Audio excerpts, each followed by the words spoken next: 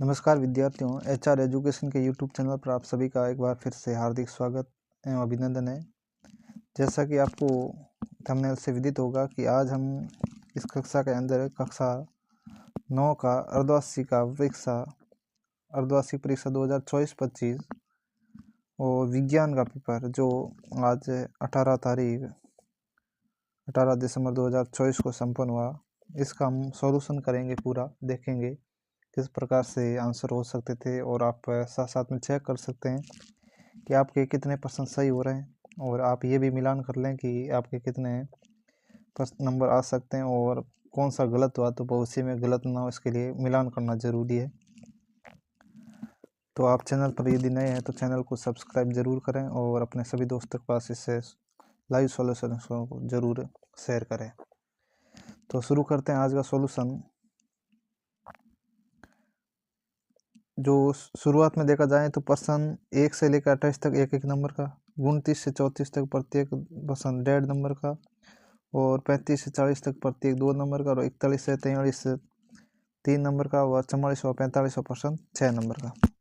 अगर पेपर के लेवल की बात करें तो पेपर का लेवल हर बार से इस बार बिल्कुल थोड़ा सा ईजी मिलता है। देखा जाए तो थोड़ा ईजी है, प्रश्न भले ही ज़्यादा हो लेकिन संख्या में, लेकिन प्रश्न बिल्कुल एक एक 2 लाइन के आंसर वाले ज़्यादा है। तो इस प्रकार से नंबर डिवीजन था। और आज इस बार आपको पता है पेपर था जो राज्य समान परीक्षा के तहत संपन्न करवाया जा रहा, तो इस हिसाब से देखा जाए तो पेपर का लेवल थोड़ा सा आसान था। देखें, पहला प्रश्न कह रहा है 25 डिग्री सेल्सियस को केल्विन में का मान क्या होगा। आपको पता है किसी भी डिग्री सेल्सियस को अगर केल्विन बनाना है तो उसे डिग्री सेल्सियस में ऐड करना होता है 273। यहाँ पर अगर 25 + 273 किया जाए तो सही आंसर क्या होगा भाई, 298। तो बी ऑप्शन बिल्कुल राइट था यहाँ पर, पहले का बी। दूसरा प्रश्न देखें, 0 डिग्री सेल्सियस पर जल की भौतिक अवस्था क्या होगी। आपको पता है कि जब पानी का ताप है वो 0 डिग्री पहुँच जाता है टेम्परेचर, तो पानी बर्फ़ बन जाता है। क्या बन जाता है भाई, बर्फ़, यानी उसकी अवस्था क्या आ जाती है, ठोस अवस्था। तो ये ऑप्शन बिल्कुल राइट था। तीसरा प्रश्न देखें, इमल्सन का उदाहरण क्या है भाई। इमल्सन देखा जाए तो इमल्सन एक कोलाइड का एक प्रकार है इमल्सन, और इसमें कौन आता है, दूध। तो बी राइट था बिल्कुल, आप साथ साथ में नोट कर लेना। नेक्स्ट देखें, चौथा प्रश्न, ऑक्सीजन के क्वथनांक का मान क्या है भाई। देखो, जल का क्वथनांक हर बार पूछा जाता है 100 डिग्री सेल्सियस होता है, लेकिन इस बार थोड़ा सा हट के प्रश्न पूछा है और किसका पूछा है, ऑक्सीजन का। तो आपकी किताब में एक साइड में दे रखा है ऑक्सीजन, एल्कोहल, 3-4 दे रखे हैं जो महत्वपूर्ण है। तो इसमें ऑक्सीजन का पूछा है, -183 डिग्री सेल्सियस होता है। नेक्स्ट देखें, नेक्स्ट प्रश्न बिल्कुल आसान, HNO3 में ऑक्सीजन के कितने परमाणु। तो सूत्र में दे रखा है आपको HNO3, ऑक्सीजन के भाई कितने परमाणु दिख रहे हैं आपको, 3। तो 3 राइट हो जाएंगे, सी ऑप्शन बिल्कुल राइट। नेक्स्ट है, बहुपरमाणु सल्फेट आयन का संकेत क्या है। तो सल्फेट को हमेशा SO4-2 लिखा जाता है। तो ये कौन सा हो गया, सी ऑप्शन बिल्कुल राइट है हमारा। तो ऐसे करके 6 प्रश्न कंप्लीट। नेक्स्ट देखें भाई, नेक्स्ट है बिल्कुल आसान प्रश्न है, सोडियम का सही इलेक्ट्रॉनिक विन्यास क्या है। सबसे पहले इस प्रश्न को करने के लिए हमें सोडियम का परमाणु क्रमांक पता होना चाहिए। सोडियम का परमाणु क्रमांक कितना होता है, 11। कितना होता है, 11। तो पहले कोष में 2 इलेक्ट्रॉन, उसके बाद में 8, कितने हो गए, 8 और 2 10, पीछे कितना बचा, 1। तो 2, 8 और 1 कौन सा है भाई, बी ऑप्शन।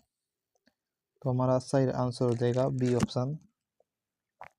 8वां प्रश्न देखें, कैल्शियम का परमाणु क्रमांक। इससे आसान प्रश्न क्या हो सकता है भाई। आवर्त सारणी में आपको 20 तक के तत्व मोस्टली याद करने ही है। तो 20 नंबर पे क्या आता है भाई, कैल्शियम। तो डी ऑप्शन बिल्कुल राइट। नेक्स्ट देखें, कोशिका का बिजली घर, पावर हाउस ऑफ सेल्स किसे कहा जाता है, माइटोकॉन्ड्रिया। ये तो प्रश्न लगभग सभी ने किया होगा, किसी का गलत नहीं होगा। नेक्स्ट देखें, नेक्स्ट है, डीएनए के क्रियात्मक खंड को क्या कहते हैं भाई। 2-3 दिन पहले यूट्यूब पे जो प्रश्न उत्तर डालता हूँ वहाँ पर मैंने प्रश्न डाला था, डीएनए के क्रियात्मक खंड को क्या कहते हैं भाई, जीन। तो सी ऑप्शन बिल्कुल है राइट। फिर जीवधारियों में हेतु नई कोशिकाएं, खाली जगह है। तो जीवधारियों में भाई जीवन निर्माण हेतु ऐसा कह सकते हैं, जीवन हेतु या वृद्धि हेतु, कुछ भी लिख सकते हैं आप, क्या नई कोशिकाएं बनती हैं। नेक्स्ट है अमीबा खाली जगह जीव है, तो कैसा जीव है, एक कोशिक है। खाली जगह में क्या आ जाएगा भाई, एक कोशिक जीव। अमीबा किस प्रकार का जीव है, एक कोशिक। नेक्स्ट देखें, में चालनी नलिका पाई जाती है, किस प्रकार के उत्तक में चालनी नलिका, तो आपको पता होना चाहिए, हमने पढ़े थे फ्लोएम एवं जाइलम। तो फ्लोएम उत्तक होता है जो जटिल उत्तक होता है, इसमें क्या पाई जाती है, चालनी नलिकाएं, फ्लोएम, जो पौधों में भोजन का वहन करता है। नेक्स्ट है रक्त किस प्रकार का उत्तक है, ये भी प्रश्न यूट्यूब पे डाला था। तो रक्त एक प्रकार का तरल संयोजी उत्तक है, किस प्रकार का उत्तक है भाई, तरल संयोजी उत्तक है, तरल संयोजी उत्तक है। नेक्स्ट है स्थिति में परिवर्तन, किसी भी प्रकार की स्थिति में परिवर्तन को हम क्या कह सकते हैं भाई, गति, क्या कहेंगे, गति। अगर कोई भी स्थिति में कुछ ना कुछ परिवर्तन हो तो हम कहेंगे इसमें क्या हुई है, गति हुई है। मोशन पार्ट से ये आया हुआ प्रश्न है और शुरुआत में बेसिक रूप से उठाया हुआ प्रश्न है। तो खाली जगह में आएगा 15 की खाली जगह में आएगा गति। नेक्स्ट देखें, 16 करें किसी वस्तु का खाली जगह प्रति इकाई समय में उसके वेग में होने वाला परिवर्तन है। तो वेग में होने वाला परिवर्तन क्या कहलाता है भाई, त्वरण, क्या कहलाता है, त्वरण, जिसको ए से डिनोट किया जाता है। तो खाली जगह में आ जाएगा त्वरण। नेक्स्ट है रासायनिक परिवर्तन का एक उदाहरण दो, बस बिल्कुल आसान, आपको परिवर्तन भी नहीं पूछा है क्या होता है, आपको पूछा है उदाहरण। तो उदाहरण भाई जितने भी जलने, कागज का जलना, लकड़ी का जलना, कोयले का जलना, मोमबत्ती का जलना, ये सब किसके उदाहरण है, रासायनिक परिवर्तन। तो कोई भी उदाहरण आप लिख सकते हो जलने वाला। दूध से दही बनना भी एक प्रकार का रासायनिक परिवर्तन, वो भी आप लिख सकते हैं। नेक्स्ट है योगी किसे कहते हैं, तो भाई देखें योगी किसे कहते हैं, दो या दो से अधिक तत्व, ध्यान से सुने आप, इसको मैं लिख नहीं पाऊंगा लेकिन ध्यान से सुन लें। दो या दो से अधिक तत्व, दो या दो से अधिक, दो या दो से अधिक तत्वों के निश्चित, दो या दो से अधिक तत्वों के निश्चित अनुपात में, एक फिक्स अनुपात में संयोग को यौगिक कहते हैं। यानी यौगिक वो होता है जिसमें दो या दो से अधिक तत्व मिले होते हैं, लेकिन ये फिक्स अनुपात में होते हैं, ऐसा नहीं उल्टे सीधे जिस प्रकार वैसे नहीं मिल सकते, एक स्थिर अनुपात कह सकते हैं, उस अनुपात में मिले हो तो उसको यौगिक कहते हैं। फॉर एग्जाम्पल हम कह सकते हैं जल, क्योंकि जल में ऑक्सीजन और हाइड्रोजन एक फिक्स अनुपात में है कि जल जहाँ भी जल होगा उसमें ऑक्सीजन और हाइड्रोजन का अनुपात क्या रहेगा, स्थिर रहेगा। तो जल एक प्रकार के यौगिक का उदाहरण। तो आपको परिभाषा भी लिखनी थी और आप साथ में किसी एक का उदाहरण भी दे सकते थे। नेक्स्ट प्रश्न देखें, बड़ा इजी क्वेश्चन है, शुष्क बर्फ किसे कहते हैं, शुष्क बर्फ किसे कहते हैं। तो आपको लिखना था कि ठोस CO2 को, ठोस CO2 को शुष्क बर्फ कहते हैं, शुष्क बर्फ यानी ड्राई आइस कहते हैं। किसे भाई, ठोस CO2 को ड्राई आइस, शुष्क बर्फ कहते हैं। नेक्स्ट प्रश्न देखें,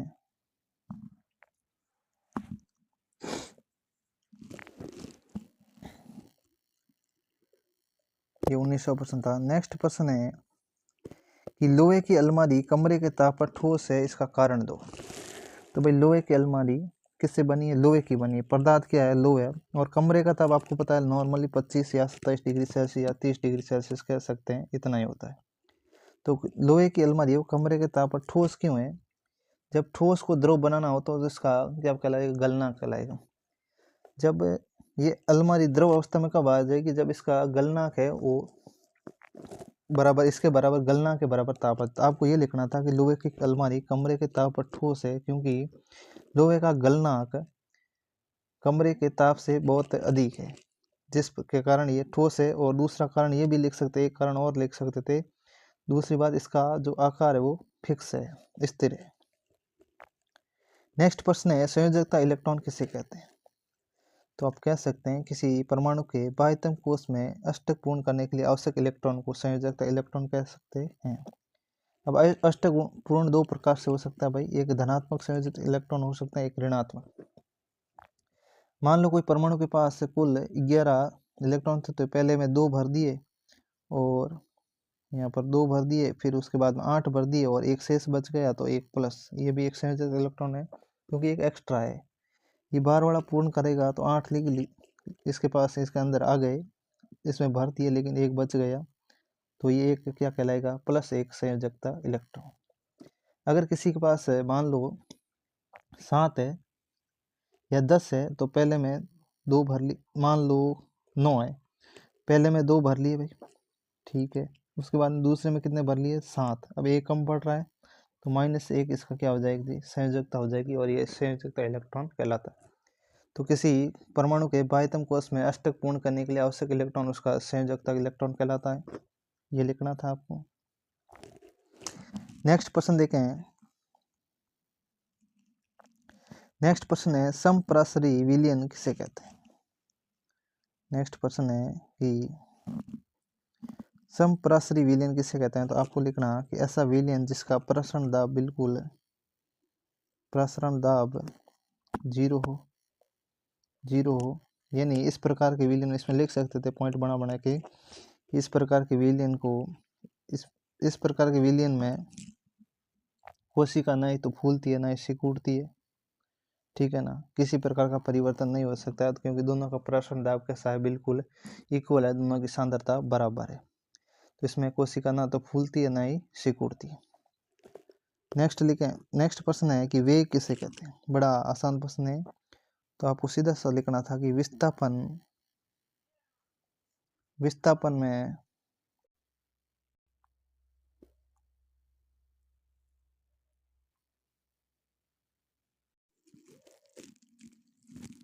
तो ये प्रश्न था कि वेग किसे कहते हैं, वेग किसे कहते हैं, तो आपको लिखना था कि विस्थापन में परिवर्तन की दर को विस्थापन में परिवर्तन की दर को विस्थापन में परिवर्तन की दर को क्या कहते हैं भाई, वेग कहते हैं। विस्थापन में परिवर्तन की दर को वेग कहते हैं, और इसका मात्रक क्या होता है भाई, मीटर प्रति सेकंड होता है। इस प्रकार आपको लिखना था।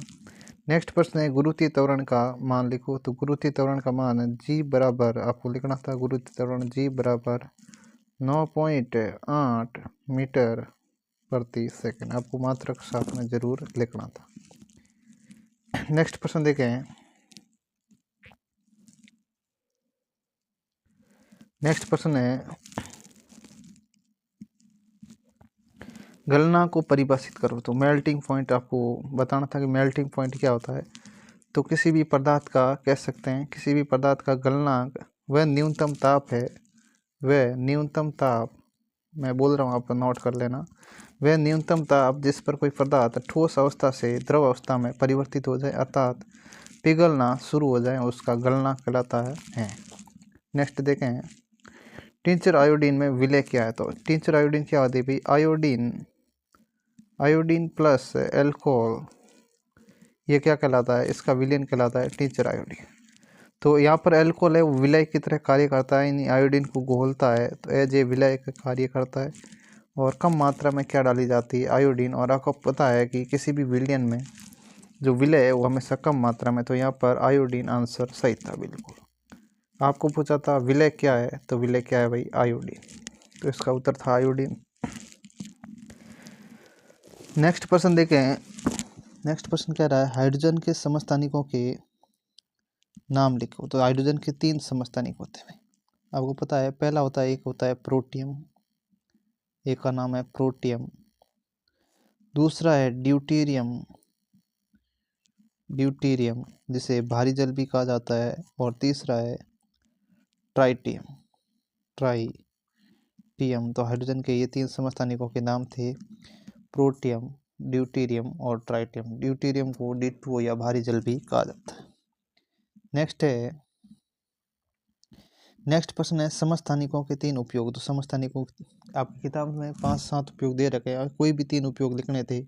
आप लिख सकते थे कि कार्बन 14 का उपयोग है,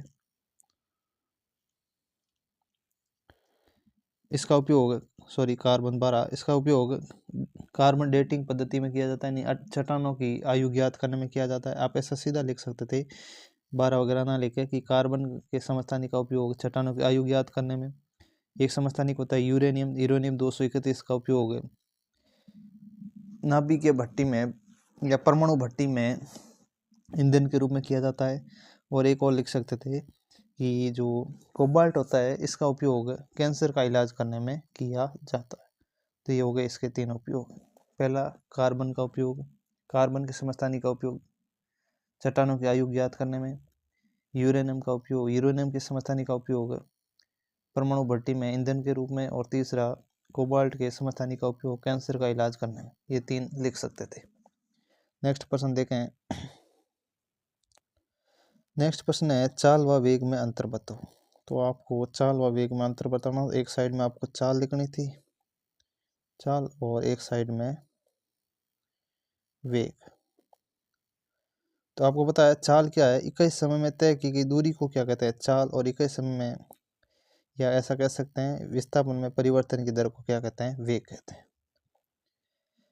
दूसरा, चाल एक बिल्कुल अदिश राशि है, और वेग कैसा है भाई सदिश राशि। चाल धनात्मक होती है और वेग धनात्मक और 0 भी हो सकता है, ऋणात्मक भी आ सकता है। और नेक्स्ट है चाल का मात्रक है वो मीटर प्रति सेकंड, जबकि वेग का मात्रक भी क्या होता है मीटर प्रति सेकंड। कुछ इस प्रकार से ये दोनों की अंतर थे। नेक्स्ट देखें, 3-4 अंतर लिखने थे इस प्रकार से आपको। नेक्स्ट है गति का तृतीय समीकरण लिखिए। तो गति का तीसरा समीकरण v² बराबर u² प्लस 2s, इस प्रकार आपको लिखना था। और जहाँ पर आपको लिखना था v बराबर वस्तु का अंतिम वेग, u प्रारंभिक वेग, a त्वरण, और s क्या है वस्तु द्वारा तय किया गया विस्थापन। नेक्स्ट प्रश्न देखें, दाब किसे कहते हैं। दाब किसे कहते हैं, तो आपको सूत्र लिखना था दाब बराबर, पहले आप सूत्र भी लिख सकते, दाब बराबर प्रणोद बटा क्षेत्रफल। या लिख सकते थे किसी वस्तु के, या ऐसा सीधा लिख सकते थे प्रति इकाई क्षेत्रफल पर अभिलंब तो लगने वाले बल को क्या कहते हैं दाब। यानी किसी विशेष क्षेत्रफल एक एकांक क्षेत्रफल पर लगने वाले लंबवत बल को क्या कहते हैं दाब कहते हैं। यहाँ पर बल है जो अभिलंब होते हैं 90 डिग्री के एंगल पे लगना चाहिए, इसको क्या कहते हैं दाब कहते हैं। नेक्स्ट देखें। नेक्स्ट प्रश्न है किसी वस्तु के द्रव्यमान तथा भार में क्या अंतर है। तो आपको एक साइड में टेबल बनानी थी द्रव्यमान की, एक साइड में लिखना था भार। तो देखो पहला अंतर क्या है भाई कि द्रव्यमान का मात्रक किलोग्राम, जबकि भार का मात्रक न्यूटन होता है। द्रव्यमान किसी वस्तु की मात्रा को प्रदर्शित करता है, किसी पदार्थ की मात्रा बताता है, जबकि भार एक प्रकार का क्या है बल है जो गुरुत्वाकर्षण के कारण लगता है। तीसरा ये भी लिख सकते थे कि द्रव्यमान सदैव स्थिर रहता है, जबकि भार अलग अलग जगह पर अलग अलग प्रदर्शित होता है, बदलता रहता है, स्थिर नहीं रहता है, चर है। और द्रव्यमान कैसा है अचर है। तीसरा ये भी द्रव्यमान है वो कैसी है भाई अदिश राशि है, जबकि भार कैसा है सदिश राशि है, क्योंकि बल है एक विशेष दिशा में नीचे की ओर कार्य करता है, तो इसकी कुछ विशेष दिशा भी साथ में आती है। इसका केवल परिमाण होता है, इसका परिमाण व दिशा दोनों होते हैं। और मात्रक इसका बता ही दिया, और इसके साथ में ये भी बता देते कि द्रव्यमान पृथ्वी व चंद्रमा पर अलग अलग होता है। पृथ्वी पर द्रव्यमान फिक्स रहता है, जबकि भार किसी वस्तु का भार पृथ्वी पर जितना है उसका 1/6 चंद्रमा पर होता है। तो ये कुछ अंतर थे, 5-7 पॉइंट बना के लिख सकते थे इस प्रकार से, तो आपको अच्छे नंबर हासिल हो सकते हैं अगर इस प्रकार आपने नोट किए है तो। नेक्स्ट प्रश्न देखें। नेक्स्ट प्रश्न है परमाणु द्रव्यमान इकाई को परिभाषित कीजिए। तो किसी तत्व का परमाणु द्रव्यमान कार्बन 12 परमाणु के 1/12 भाग के बराबर होता है। ये इसकी परिभाषा थी। किसी तत्व का परमाणु द्रव्यमान कार्बन 12 के एक परमाणु के 1/12 भाग के बराबर होता है। नेक्स्ट प्रश्न देखें। नाइट्रिक अम्ल HNO3 के आणविक द्रव्यमान का परिकलन करें। तो इसका आणविक द्रव्यमान का या परमाणु द्रव्यमान एक ही बात होता है, तो किस प्रकार किया जाता है। तो आपको पता होना चाहिए हाइड्रोजन का परमाणु द्रव्यमान कितना है 1, तो हाइड्रोजन है ही कितना इसमें 1। उसके बाद में देखें नाइट्रोजन का, नाइट्रोजन 1 है और 1 का कितना होता है 14। उसके बाद में ऑक्सीजन, ऑक्सीजन कितना है भाई 3, तो 1 का कितना होता है 3 गुणा 1 का होता है 16। अब जोड़ कर दे भाई, 14 और 1 कितना हो गया 15 और 16 3 कितना हो गया 48। जोड़ दो भाई, कितना हो गया 63 यूनिफाइड मास। तो इसका आंसर कितना आ गया भाई 63 यूनिफाइड मास, इसका आंसर आ गया। इस प्रकार से ज्ञात करना था। नेक्स्ट क्वेश्चन देखें। नेक्स्ट क्वेश्चन कह रहा है सूत्र लिखो एल्यूमिनियम क्लोराइड। तो एल्यूमिनियम AlCl3। आप अलग अलग सूत्र बना के भी लिख सकते हो, सब इसको सूत्र फॉर्मेट करने के ट्रिक से भी कर सकते हो, नहीं तो आपको सीधा पता होना चाहिए AlCl3। और सोडियम सल्फाइड का सूत्र है Na2S। नेक्स्ट देखें। नेक्स्ट प्रश्न है बोर की अवधारणा लिखें। तो बोर नाम का वैज्ञानिक था जिसने परमाणु से संबंधित कुछ एक मॉडल दिया था, उसकी कुछ विशेषताएं थी। उसकी अवधारणा थी कि परमाणु के बीच में एक नाभिक होता है। क्या होता है भाई, एक नाभिक, और इस नाभिक के चारों ओर इलेक्ट्रॉन कुछ निश्चित कक्षाओं में गति करते हैं। ठीक है ना, कुछ निश्चित कक्षा के अंदर ही गति करते हैं। और ये जब उच्च कक्षा से निचली कक्षा में इलेक्ट्रॉन आते हैं तो फोटोन के रूप में ऊर्जा उत्सर्जित भी करते हैं। बोर ने कुछ इस प्रकार की अवधारणा प्रस्तुत की थी। इसकी मेन अवधारणा ये थी कि नाभिक के चारों ओर इलेक्ट्रॉन एक निश्चित कक्षा में गति करते हैं। नेक्स्ट देखें। नेक्स्ट बड़ा अच्छा प्रश्न है, उत्प्लावकता से आप क्या समझते हैं। तो आर्किमिडीज नामक वैज्ञानिक ने उत्प्लावकता के बारे में बताया था। उत्प्लावकता एक प्रकार का बल है। किसी वस्तु को तरल में डुबोने पर तरल द्वारा वस्तु पर लगाए गए बल को उत्प्लावकता बल कहते हैं। उत्प्लावक बल कहते हैं। और इस उत्प्लावक बल का मान जो मैं यह बोल रहा हूँ ये आपको कॉपी में लिखना था भाई। इस उत्प्लावक बल का मान वस्तु द्वारा हटाए गए तरल के भार के बराबर होता है। यानी किसी वस्तु का जितना आयतन है उतना ही वो उस तरल को हटाएगी, तो उसके बराबर ही क्या होता है, उसका उत्प्लावक बल का मान होता है जो ऊपर की ओर लगता है। यानी जो वस्तु अगर अंदर नीचे की तरफ डुबो रहा है तो उसके विपरीत दिशा में कार्य करेगा। नेक्स्ट देखें। नेक्स्ट प्रश्न है वेग में परिवर्तन की दर को समझाओ। तो वेग में परिवर्तन की दर को समझाना आपको लिखना था कि वेग में परिवर्तन की दर को त्वरण कहते हैं। क्या कहते हैं भाई, त्वरण कहते हैं। इसे ए से प्रदर्शित करते हैं। इसका मात्रक मीटर प्रति सेकंड स्क्वायर होता है। इस प्रकार से लिखना था, इसका मात्रक मीटर प्रति सेकंड स्क्वायर होता है। और साथ में इसका सूत्र भी लिख सकते थे, ए बराबर v minus you upon T. यानी जहाँ पर ए त्वरण है, v अंतिम वेग, यू प्रारंभ वेग तथा टी वेग में परिवर्तन में जितना समय लिया गया वो समय है। तो यदि किसी वस्तु का अंतिम प्रारंभ वेग v और t समय बाद उसका वेग v हो जाता है तो उसमें उत्पन्न त्वरण a बराबर v minus you upon T से ज्ञात कर सकते हैं। नेक्स्ट प्रश्न देखें। नेक्स्ट प्रश्न है ऊर्ध्वपातन किसे कहते हैं। ऊर्ध्वपातन किसे कहते हैं, उदाहरण देकर समझो। तो कुछ पदार्थ ऐसे होते हैं जो ठोस अवस्था से सीधे किस में चले जाते हैं भाई, गैस में। ठोस से सीधे गैस, यानी बीच में द्रव में बदलता ही नहीं, और गैस से वापस किस में आ जाते हैं, ठोस। ऐसे पदार्थ, इस प्रक्रिया को क्या कहते हैं, ऊर्ध्वपातन कहते हैं। फॉर एग्जाम्पल कह सकते हैं आप NH4Cl, जिसको हिंदी में लिख सकते हैं अमोनियम क्लोराइड, और कपूर, नौसादर, ये सब क्या है भाई, ऊर्ध्वपातित पदार्थों के उदाहरण हैं। तो ये क्या करते हैं, ठोस से सीधे गैस और गैस से वापस सीधे ठोस में परिवर्तित हो जाते हैं। ये प्रक्रिया ऊर्ध्वपातन कहलाती। नेक्स्ट प्रश्न देखें। मिश्रण व यौगिक में अंतर स्पष्ट करो। तो एक साइड में आपको मिश्रण लिखना था और एक साइड में यौगिक। ऐसे ही अंतर वाले प्रश्नों को हमेशा ही अच्छे नंबर प्राप्त करने के लिए एक टेबल बना के लिखें, टेबल के फॉर्मेट में लिखें। इसमें आप लिख सकते थे कि मिश्रण 2 या 2 से अधिक पदार्थों का कह सकते हैं किसी भी अनुपात में मिश्रण होता है या संयोग होता है, जबकि यौगिक है 2 या 2 से अधिक तत्वों का एक निश्चित अनुपात में, स्थिर अनुपात में संयोग होता है। मिश्रण में पदार्थ समान रूप से नहीं घुला रहता है, जबकि यौगिक में पदार्थ समान रूप से घुला रहता है या मिला रहता है। मिश्रण के सभी संघटक किसी भी संघटन में जो है उसमें जो तत्व घुले हैं उनके, तो इसका जो संगठन होता है इसमें जो पदार्थ मिलाए गए उनके गुणधर्म को दर्शाता है, जबकि यौगिक का जो संगठन है उसके रासायनिक गुणधर्म बिल्कुल अलग ही होते हैं।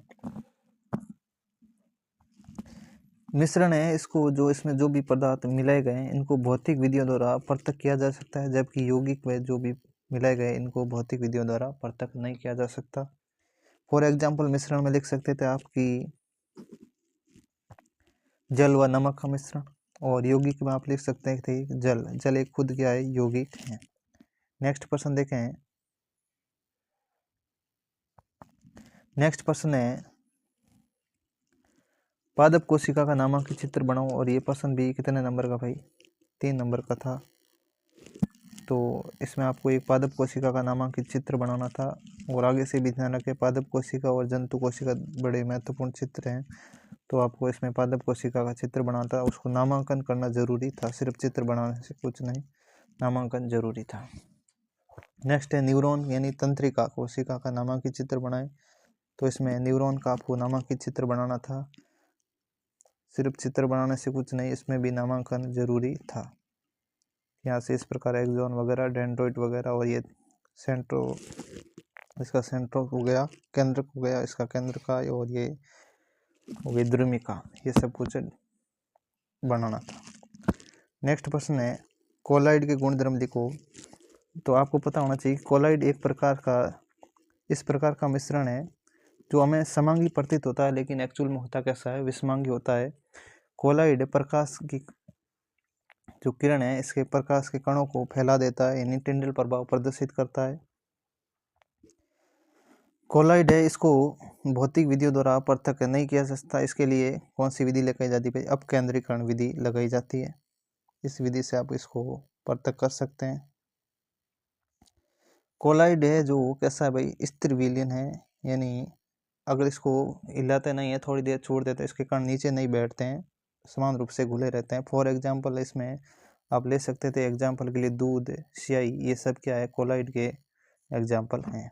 नेक्स्ट देखें जटिल स्थायी उत्तक की विस्तार से व्याख्या करें। तो जटिल स्थायी और आवश्यक चित्र भी बनाने थे, और इसमें आपको फ्लोएम, जटिल स्थायी उत्तक कौन से भाई, फ्लोएम और जाइलम, इन दोनों के बारे में लिखना था कि फ्लोएम है जो पौधों में भोजन का वहन करते हैं, और जाइलम है पौधों में जल का वहन करते हैं। दोनों के आवश्यक चित्र भी बनाने थे जो कि किताब में बने हुए, या अथवा के अंदर दोनों में से एक क्वेश्चन करना था। अथवा में क्या क्वेश्चन था भाई, चित्रों की सहायता से संयोजी उत्तक की विस्तार से व्याख्या करें।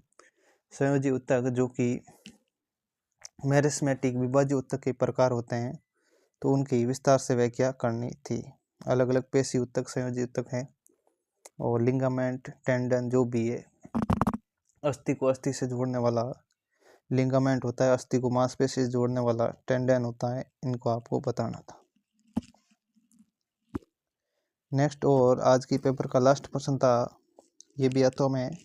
पहला है संवेग संरक्षण का नियम लिखो। तो संवेग संरक्षण का नियम कहता है भाई संवेग को ना तो उत्पन्न किया जा सकता है और न ही नष्ट किया जाता है। संवेग हमेशा संरक्षित रहता है, मतलब किसी वस्तु के टक्कर के पहले का संवेग और टक्कर के बाद का संवेग हमेशा स्थिर रहता है, ये संवेग संरक्षण का नियम है।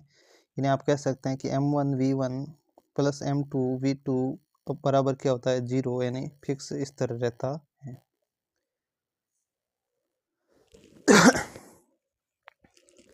ये प्रश्न एक न्यूमेरिकल क्वेश्चन था, और यहाँ से इसको सॉल्व करेंगे। तो ये कह रहा है 2 kg के पिस्टल से 20 ग्राम द्रव्यमान की गोली 150 मीटर प्रति सेकंड के क्षैतिज वेग से छोड़ी जाती है, पिस्टल के पीछे हटने के वेग का परिकलन करो। तो इसमें देखो m1 आपको कितना दे रखा है, 2 kg, और m1 को मान लेते हैं 2 kg, और m2 कितना है भाई, m2 हमारे पास है 20 ग्राम। तो 20 को अगर किलोग्राम में बदलोगे तो 20/1000, 20/1000। और v1 हमारे पास कितना है भाई, v1 हमें ज्ञात करना है जो कि पिस्टल का होगा, क्योंकि हमें m1 किसका लिया है, पिस्टल का द्रव्यमान लिया है। और v2 हमारे पास कितना है भाई, v2 है हमारे पास 150 मीटर प्रति सेकंड। तो यहाँ से देखो, यहाँ से देखा जाए तो M1V1 बराबर M2V2 लिखूँ तो M2 की जगह मैं लिखूँगा 20/1000 गुणा ये V1, ये भी भाग में जाएगा, सॉरी, 20/1000, ये तो हो गया M1V1। यहाँ से V1 ज्ञात करना, इस M1 को यहाँ गुणा में, इधर जाते ही भाग में, तो इस M1 का मान कितना भाई 2 किलोग्राम, इसको यहाँ से 2 से गुणा। अब देखो उत्तर कितना आता है, 1 0 से 1 0 कैंसिल आउट, 2 से 2 कैंसिल आउट, M1V1, और इस V1 का मान यहाँ पर लिखना है हमें, कितना है भाई 150। 1 0 से और 1 0 कैंसिल आउट, हमारे पास आ गया 15/10, इसको लिख सकते हैं 15/10 को 1.5 मीटर प्रति सेकेंड। अब ध्यान रखें ये हमेशा माइनस में लिखें, माइनस में आएगा, वैसे M1V1 प्लस बराबर 0 से करें तो ये माइनस में आएगा, क्यों आएगा, क्योंकि यहाँ पर जब गोली आगे की ओर गति करेगी तो जो बंदूक है, पिस्टल है, वो पीछे की ओर गति करेगी। किस वेग से गति करेगी, तो पिस्टल के पीछे हटने का वेग होता है -1.5 मीटर प्रति सेकेंड होगा। M1V1 बराबर M2V2 रख के इसको करें, जहाँ पर M1 बराबर 2 kg लें, M2 बराबर 20/1000 लें, और V1 हमें ज्ञात करना और V2 लें 150 मीटर, तो V1 का मान आ जाएगा 1.5 मीटर प्रति सेकेंड। इस प्रकार से करना था। नेक्स्ट प्रश्न देखें। नेक्स्ट प्रश्न कह रहा है संतुलित व असंतुलित बल को विस्तार से समझाओ। तो संतुलित बल भाई, जब कोई वस्तु स्थिर अवस्था में है और हम उस पर बल लगा रहे हैं और वो गति नहीं कर रही है, तो हमारा बल किसी बल के कारण संतुलित हो रहा है, इस कारण वो गति नहीं कर रही। और वो बल कौन सा होगा, घर्षण बल कह सकते हैं। मान लो वस्तु पर 5 न्यूटन घर्षण बल लग रहा है और हम भी 5 न्यूटन बल लगा रहे हैं, तो वस्तु कोई गति नहीं करेगी, वो दोनों बल 5 और 5 कितना हो गया, 5, जितना 5 लगा रहे 5 यहाँ पर लग रहा है सामने से उल्टा, क्योंकि घर्षण बल विपरीत दिशा में लग रहा है, तो 5 - 5 क्या हो जाता है 0। इस कारण वस्तु पर नेट बल क्या है 0, जिसके कारण ये गति नहीं कर पाती है, हमारा बल किसी बल के कारण संतुलित हो जाता है। तो वस्तु गति कब करेगी, असंतुलित बल की अवस्था में करेगी। यानी अगर मान लो वस्तु पर 5 न्यूटन इधर से बल लग रहा है और हम 7 न्यूटन बल लगा रहे हैं विपरीत दिशा में, तो हमारा 7 - 5 2 न्यूटन बल है वो जो एक्स्ट्रा है, तो परिणामी बल कितना हो गया 2 न्यूटन, और इसी 2 न्यूटन बल के कारण ये वस्तु आगे की ओर गति करेगी। तो वस्तु हमेशा ही असंतुलित बल की अवस्था में गति करती है, संतुलित बल की अवस्था में गति नहीं कर पाती। ये लिखना था इसके। और कोई फॉर एग्जाम्पल जिस प्रकार मैंने ये समझा था, ऐसा एक उदाहरण देकर समझा सकते थे। नेक्स्ट देखें, हम एक लकड़ी के बक्से को 200 न्यूटन बल लगाकर उसे नियत वेग से फर्श पर धकेलते हैं, बक्से पर लगने वाला घर्षण बल क्या होगा। देखो कोई लकड़ी का बक्सा है, उस पर ये कह रहा है कि 200 न्यूटन बल लगाकर कोई व्यक्ति उसको नियत वेग से, एक फिक्स वेग से फर्श पर धकेल रहा है, तो बक्से पर लगने वाला घर्षण बल क्या होगा। ठीक है भाई, 200 न्यूटन का बल लगाकर उसको धकेल रहा है, तो ये 200 न्यूटन क्यों लगाना पड़ रहा है, क्योंकि जो वस्तु पर घर्षण बल लग रहा है ना, उससे पार पाने के लिए, तो घर्षण बल कितना लग रहा है 200 न्यूटन लग रहा है, तभी तो उसको 200 न्यूटन बल लगाना पड़ रहा है, और वस्तु पर कोई एक्सटर्नल बल है नहीं, तो हमारा 200 न्यूटन बल कहाँ काम आ रहा है, इस घर्षण बल को संतुलित करने के लिए। तो वस्तु पर लगने वाला घर्षण बल भी कितना होगा 200 न्यूटन। इसका आंसर भी क्या होगा 200 न्यूटन। थोड़ा सा बस लिखना था, क्योंकि वस्तु पर और कोई बाहरी बल कार्य नहीं कर रहा, तो हमारे द्वारा लगाया जाने वाला 200 न्यूटन बल घर्षण बल द्वारा संतुलित हो रहा है, अतः घर्षण बल का मान भी कितना है 200 न्यूटन है। तो आज का ये पेपर कुछ इस प्रकार से था। तो आई होप आपको सॉल्यूशन सब कुछ समझ में आया होगा, और आपके कितने पर्सेंट आज के पेपर में सही हो रहे हैं ज़रूर कमेंट में ज़रूर बताएं, और वीडियो को लाइक शेयर और चैनल को सब्सक्राइब ज़रूर करें। धन्यवाद।